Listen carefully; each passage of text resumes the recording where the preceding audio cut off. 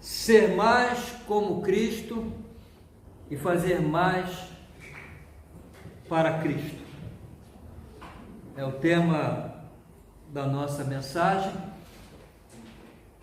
Vamos ler 2 Timóteo, capítulo 3, do versículo 14 ao versículo 17.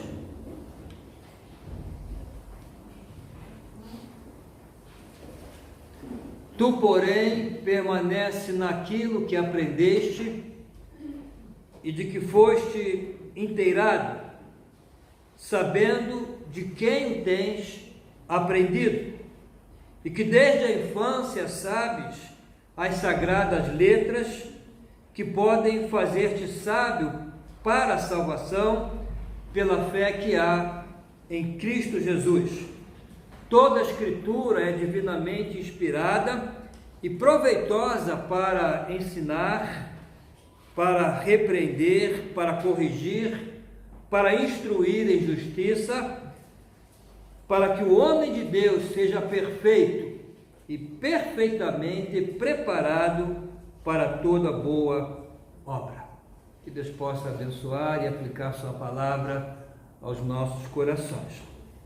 No domingo passado, irmãos, eu introduzi esta mensagem e a introduzi com a seguinte pergunta: qual a tua motivação ou justificação para estares unido a uma igreja cristã evangélica como a nossa? O que pretendes ou o que almejas ao declarar-te um cristão e fazer-te membro de uma igreja cristã? E naquela ocasião também apresentei duas motivações ou ambições legítimas que todo verdadeiro crente deve ter. Na verdade, são as únicas ambições legítimas que devemos ter para o nosso envolvimento no cristianismo e numa igreja cristã.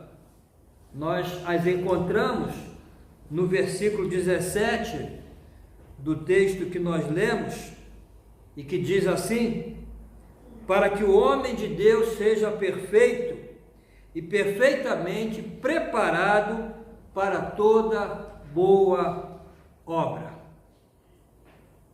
Para que o homem de Deus seja perfeito e perfeitamente preparado para toda boa obra. Em outras palavras, isso significa ser mais como Cristo. Ser perfeito é ser mais como Cristo. E fazer mais para Cristo toda boa obra. Essas são as razões certas, adequadas, para abraçarmos a fé em Cristo Jesus e para o nosso envolvimento na igreja. São essas duas razões que justificam o nosso envolvimento numa igreja cristã. A minha religiosidade ou o meu cristianismo e o meu envolvimento na igreja não devem ser motivados por um sentimento de obrigação ou por medo ao castigo de Deus. Deus não é contra ti, ao contrário, Ele te é exatamente favorável. Deus está do seu lado. O apóstolo Paulo diz em Romanos 8:31: que diremos, pois, a estas coisas? Se Deus é por nós, quem será contra nós? Então, irmãos, nós temos um Deus que é por nós, um Deus que está ao nosso lado e não contra nós. Suas misericórdias se renovam a cada manhã, e a sua graça é infinita. Um texto maravilhoso da palavra de Deus, que se refere à misericórdia e à graça de Deus, é o que encontramos na carta aos Efésios, no capítulo 2, versículo 5, que diz assim: mas Deus, que é riquíssimo em misericórdia, pelo seu muito amor com que nos amou, sendo nós ainda mortos em nossos pecados, nos deu vida juntamente com Cristo, pela graça sois salvos. Misericórdia e graça. E o que é misericórdia? É quando Deus não nos dá o que merecemos. Nós merecemos o juízo, o castigo de Deus, mas em vez disso nos oferece a sua graça. E o que é graça? É quando Deus nos dá o que não merecemos, é favor imerecido. Não merecemos a salvação, mas por graça, mediante a fé em Jesus Cristo, somos salvos por Ele da condenação do pecado. Então, não precisas ter medo de Deus, não precisas ter medo de ir para o inferno. Esse problema já foi resolvido por Jesus Cristo. Não precisas temer o castigo de Deus. Jesus já levou sobre si o teu castigo. A tua religiosidade, o teu cristianismo, o teu envolvimento na igreja não deve ser por medo de Deus, porque Deus te é extremamente favorável. Ele não é contra nós, Ele é por nós, e se Deus é por nós, quem será contra nós? Por outro lado, a tua motivação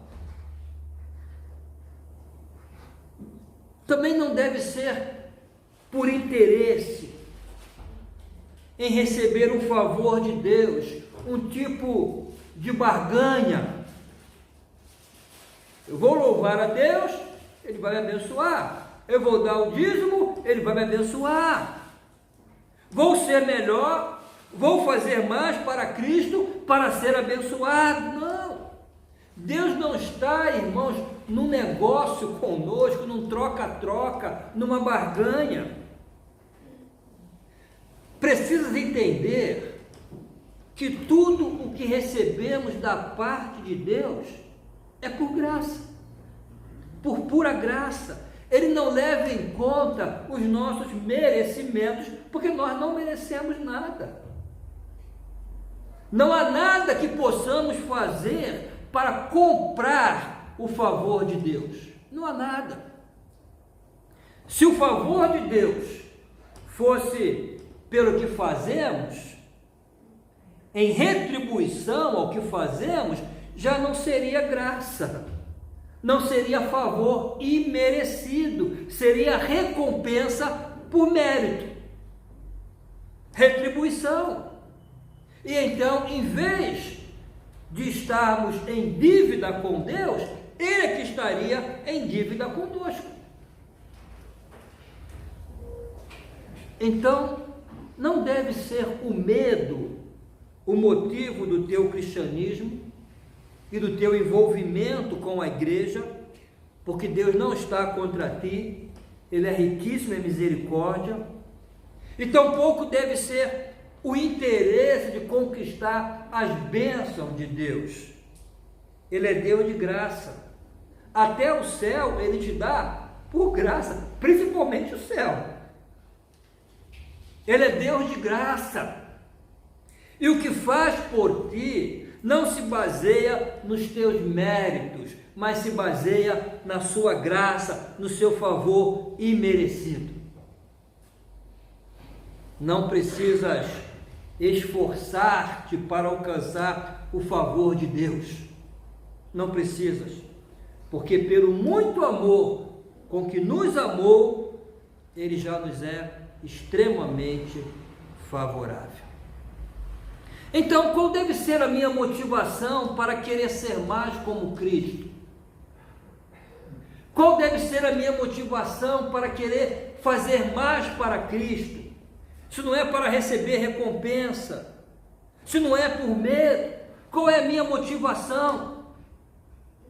Em primeiro lugar, eu devo querer ser mais como Cristo, exatamente pelo reconhecimento de que ser como Cristo é o grande propósito de Deus para a minha vida. Foi para isso que Deus me criou. Façamos o homem conforme a nossa imagem e semelhança. Deus nos criou para que sejamos como Ele. Aos Romanos, o apóstolo Paulo confirma que esse é o grande propósito de Deus para a nossa vida e que nós fomos destinados para isso. Paulo chega a dizer predestinados, quer dizer, de maneira antecipada. Deus determinou, Deus declarou que seríamos como Ele, porque os que dantes conheceu, também os predestinou para serem conformes à imagem de seu Filho, a fim de que ele seja o primogênito entre muitos irmãos. Os predestinou, ou nos predestinou, para que sejamos conforme à imagem de Jesus, semelhantes a Jesus. Ele será nosso irmão mais velho, primogênito, e nós seremos irmãos gêmeos de Jesus Cristo, semelhantes a Ele.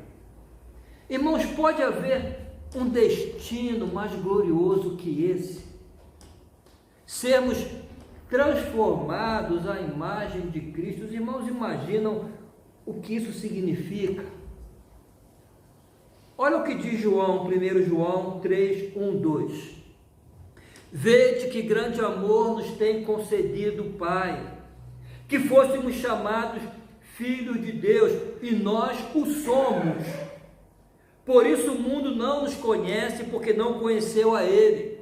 Amados, agora somos filhos de Deus, e ainda não é manifesto que havemos de ser, mas sabemos que quando Ele se manifestar, seremos semelhantes a Ele, porque assim como é, o veremos.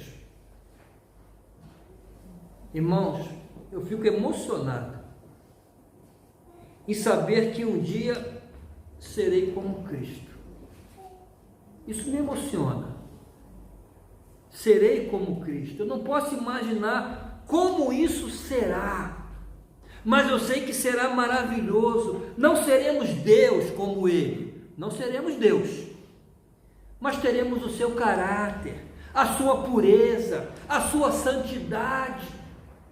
Não teremos mais nenhuma limitação causada pelo pecado, nenhuma culpa, mas alcançaremos plenamente o propósito para o qual fomos criados, a imagem e semelhança de Deus. Então, ser cada vez mais como Cristo é o que nos fará realmente felizes. Precisamos entender isso.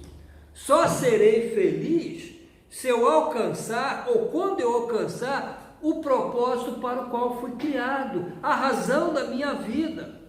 Na verdade, é a única vida digna de ser vivida, e é a única que nos satisfará completamente. O apóstolo Paulo era um homem insatisfeito. Ele dizia: não alcancei, prossigo. Miserável homem que sou. Na carta aos Romanos, Paulo faz uma declaração tremenda. Paulo diz assim, Romanos 8, 21, 23, na esperança de que também a mesma criatura, quer dizer nós, criatura, será liberta da servidão, da corrupção, para a liberdade da glória dos filhos de Deus, porque sabemos que toda a criação geme e está juntamente com dores de parto até agora, e não só ela, mas nós mesmos, que temos as primícias do Espírito, também gememos em nós mesmos, esperando a adoção, a saber, a redenção do nosso corpo. Quando eu entendi esse texto, irmãos, eu compreendi por que eu sou tão inconformado. Eu compreendi porque eu nunca estou satisfeito. Eu acho que nenhum cristão, nenhum crente deve sentir-se satisfeito enquanto estiver nesse mundo aqui. O que Paulo está a dizer aqui, irmãos, é que enquanto vivermos nesse corpo, enquanto vivermos nesse mundo, com esse corpo corrompido pelo pecado, viveremos a gemer, viveremos insatisfeitos, estamos a aguardar a adoção, a redenção do nosso corpo, quando seremos iguais a Jesus. Por mais que nos sintamos abençoados pelo Senhor, por mais que nos alegremos no Senhor, por mais que tenhamos motivos de gozo nesta vida, ainda não saberemos o que é satisfação total, satisfação plena, porque isso só acontecerá quando deixarmos esse corpo e formos transformados na semelhança de Cristo. Então, se tu te consideras uma pessoa insatisfeita, que está a faltar algo, não é porque não tem fé, não é porque não sejas um crente, ao contrário, é porque és um crente, é porque estás destinado a um outro corpo, estás destinado a uma outra existência, estás destinado a ser como Cristo. E enquanto não chegarmos lá, irmãos, essa insatisfação existirá. Por isso eu sou insatisfeito. Sou crente, creio no Senhor, me alegro no Senhor, bendigo o Senhor, mas me falta, eu sei que falta. João disse isso: amados, somos filhos de Deus, mas ainda não somos o que deveríamos ser. Falta. Por isso, irmãos, quanto mais nos aproximamos de ser como Cristo, mais satisfeitos nos sentiremos e mais felizes seremos, porque a satisfação está em ser como Cristo. E por que fazer mais para Cristo? O motivo também não deve ser o medo, e muito menos querer comprar o favor de Deus, não. Graça, como já disse, é favor imerecido, por isso graça não se compra, graça se recebe. A motivação para fazer mais para Cristo é que, da mesma forma que reconheço que fui criado para ser como Cristo, por isso eu quero ser, porque esse é o propósito da minha vida, essa é a razão, é isso que dá o sentido. Da mesma forma que reconheço que fui criado para ser como Cristo, também devo reconhecer que fui criado para fazer a obra de Cristo. Ao criar-nos, Deus já havia estabelecido esse propósito. Efésios 2:10, pois somos obra-prima de Deus, criados em Cristo Jesus, a fim de realizar as boas obras que Ele de antemão, quer dizer, antes mesmo da criação, antemão, planejou para nós.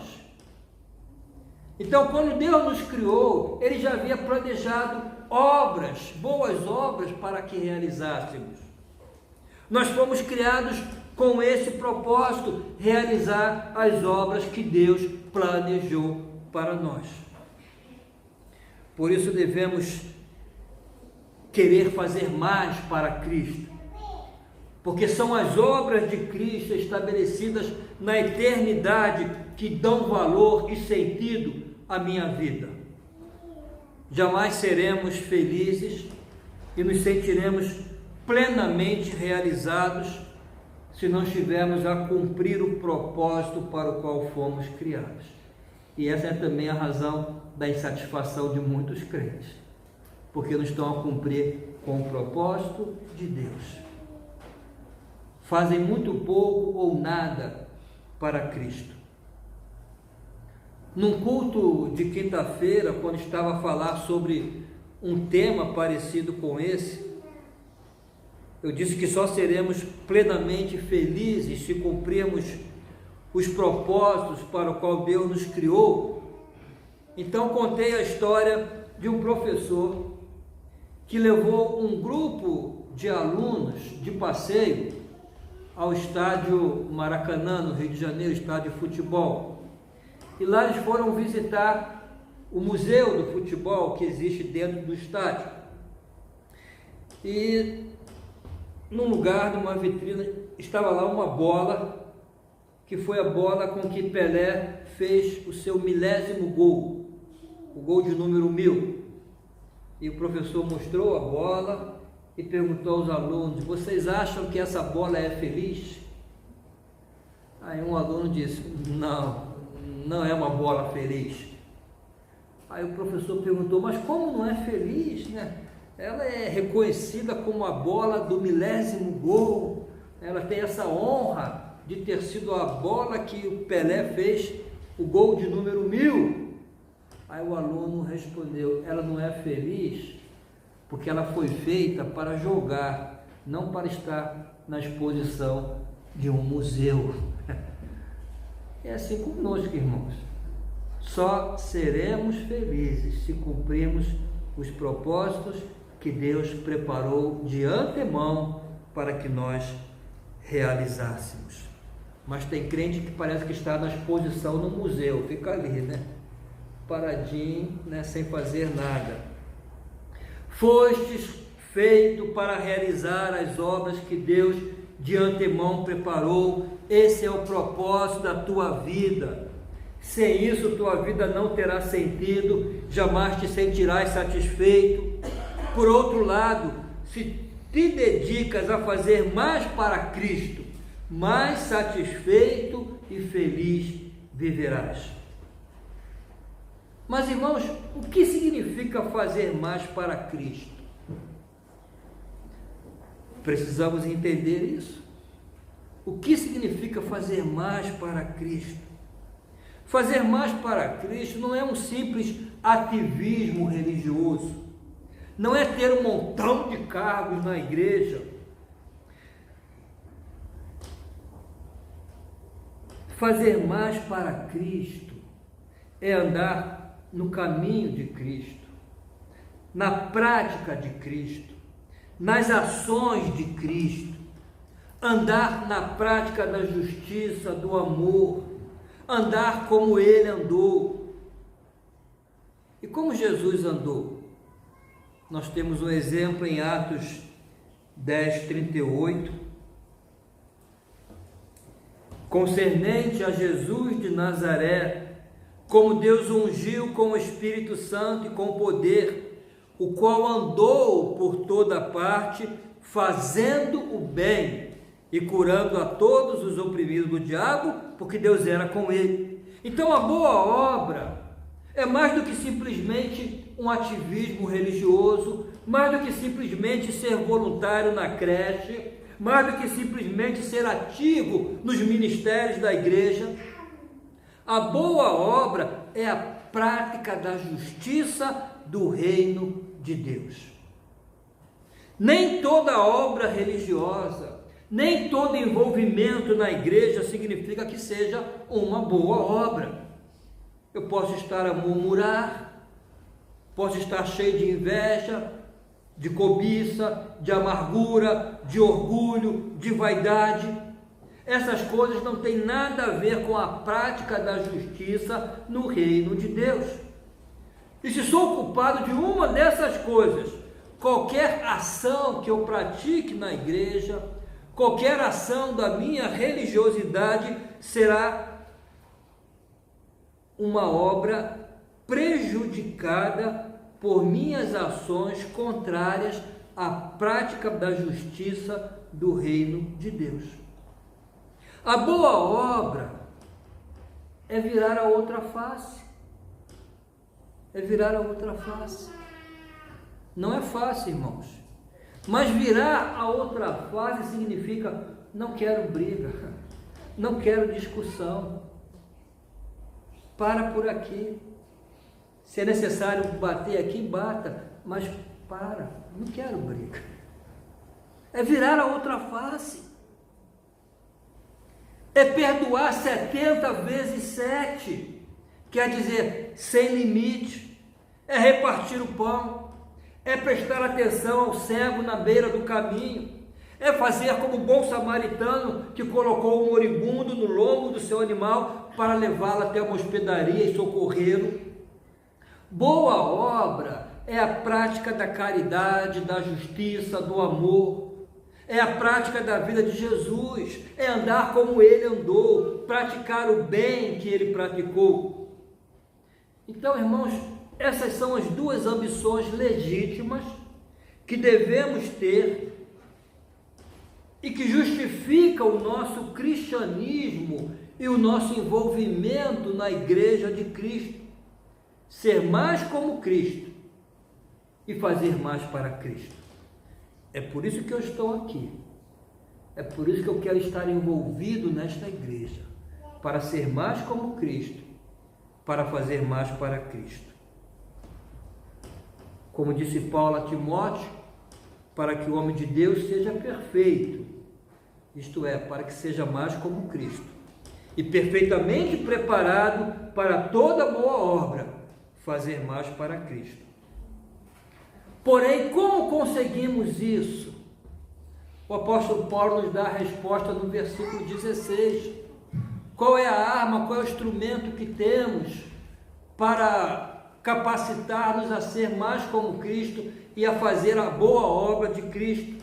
Paulo diz: toda a Escritura é divinamente inspirada e proveitosa para ensinar, para repreender, para corrigir, para instruir em justiça, para que o homem de Deus seja perfeito e perfeitamente preparado para toda boa obra. Toda a Escritura é para isso. Precisamos do poder, da capacitação, da instrução que vem das Escrituras. Observe, irmãos, que o texto diz que toda a Escritura é divinamente inspirada, de Gênesis a Apocalipse. Toda, os 66 livros da Bíblia, 39 do Antigo Testamento, 27 do Novo, toda a Escritura é divinamente inspirada. Então significa, irmãos, que não é um livro qualquer, não é uma obra qualquer, mas é obra de Deus e um instrumento poderoso que o Espírito Santo usa para nos aperfeiçoar, para que sejamos perfeitamente preparados para toda boa obra. O texto diz que toda a Escritura é proveitosa para ensinar, para repreender, para corrigir, para instruir em justiça. Irmãos, repararam que aqui ele praticamente repete os mesmos termos que têm o mesmo significado: ensinar e instruir, repreender e corrigir. Porque aqui Paulo está a tratar de duas dimensões: a dimensão das crenças, da fé, e a dimensão das práticas. A palavra de Deus corrige crenças equivocadas, doutrinas equivocadas, ensinos equivocados, e também corrige práticas equivocadas.